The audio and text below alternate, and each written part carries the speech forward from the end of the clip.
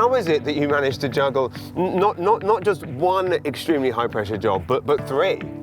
You don't do anything yourself. So, of course, I didn't have much of the hands-on work down here. Really? I could have seen you down there. I could see you laying a bit of cement. Well, you know, I'm not afraid to get my hands dirty, but I mean, we all have our strengths, right? Yeah.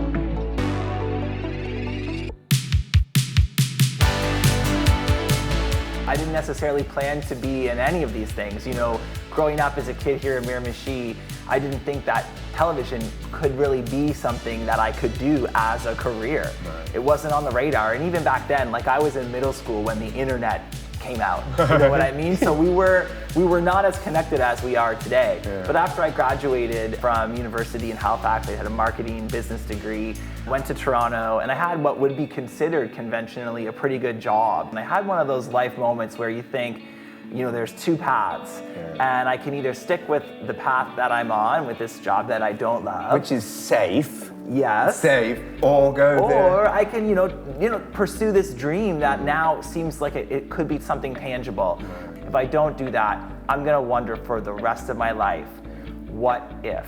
Right. And I did not want to have that regret. Worst case, it didn't work out. A few years later, I can find something else. So I did it, and thankfully, it generally did work out. How did you then turn the diploma into a job/career? Well, and I know you can relate to this, James. Like in so many things, it's the audacity to try.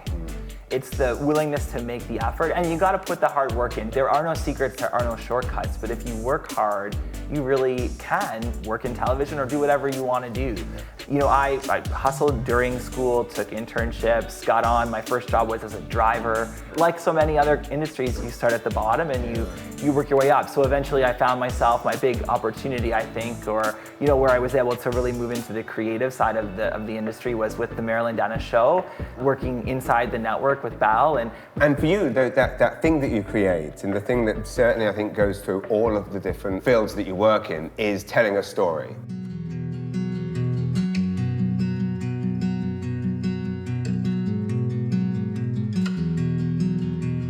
When I first found out that Mom was sick, we didn't necessarily know what that meant, but over time we did.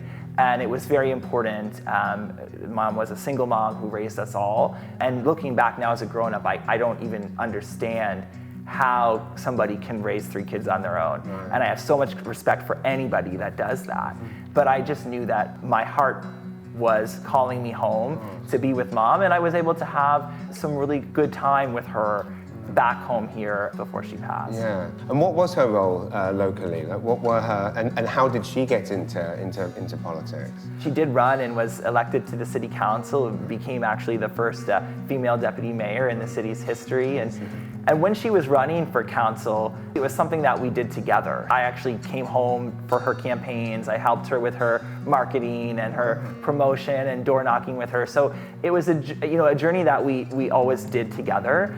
And then that is what ultimately, after Mom passed, and she was still on council at that time, there was 1 year left on the term she was serving at that point. And I knew I was grounded in the community for a while, so my plan was really just to run and offer to serve the last year of her term, which I thought in some ways would be a fitting tribute to her. Of course, incredible tribute. So it was a new group of counselors that I was a part of.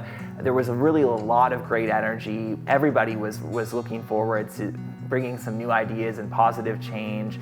And over the period of those months when I was the acting mayor, we started to build a lot of momentum and start to make a lot of things happen, and realize that at the point the election was going to come up, and so my choice was to offer to run in the election, to continue in the role, or to step back, and who knows who might end up as mayor. So as an acting mayor and council at the time who were moving things in a particular direction, and I was enjoying the work, I thought, well, yes, I'd like to continue, because I think it's important that we continue in this direction, which is why I decided to put myself forward, and thankfully the community agreed. Amazing. So you're here in Miramichi, you're mayor, you are a successful TV producer, director, creative producer, all of these things. What makes you decide to open a brewery? Well, why not? Right. I mean, the dream is being lived, but it's not really being lived until you literally have a brewery. That's right. Well, you know, James, like so many great ideas, it came about at a party in a kitchen. Nice, of course it did. And so I was with a couple of my buddies, Brent and Matt, who are my co-owners at the brewery here, at a Christmas party a couple of years back now in my kitchen. And we were really talking about how Miramichi did not yet have a craft brewery. What we really wanted to do was to create new Maritime for us, means the best of the Maritimes and that hospitality that we have here, modern Maritime. And that was really the vision for the tap room that we're in right now, but also for the brand itself. You know, we really wanted to evoke that warm and comforting and maritime and fun and fresh at the same time.